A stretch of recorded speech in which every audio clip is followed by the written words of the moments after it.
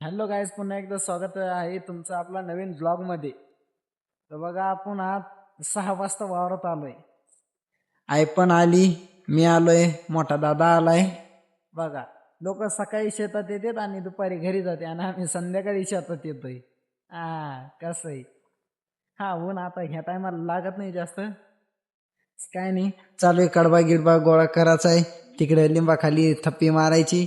बस ताण नाही. थोडाच आहे कडबा, 100-150 पेटी आहे. तेवढं पटकन गोळा करणे आणि घरी कल्टी मारणे. भीमराव सेठ उद्या येते पुण्यामधून, सकाळी द्यायला पिकअप करायला जायचंय. पटकन काम करणे आणि निघणे. हे बघा, आहे ना, आता हे बांधले, आता हे बांधायचं, उचलायचं आणि घेऊन जायचं. बघा मित्रांनो, आता आपण घेतलेलं आहे डोक्यावर. आता चाललोय आपण. बघा, दिसतं का तुम्हाला? बाकी काय नाही, असं हे काम शेताकडे असे काम राहते. तसं पुण्यात हे बघा, आई पण चालली आता समोर घेऊन.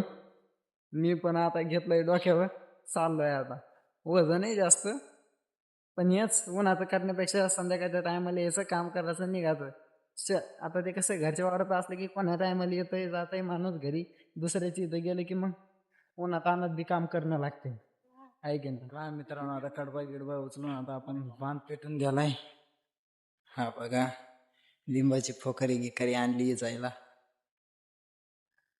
बघा, गणा दादा तिकून पेटू राहिले, पण बांधगीन पेटले. आता बघू हिचं त्याला जर दुसरीकडे चालली आग तर.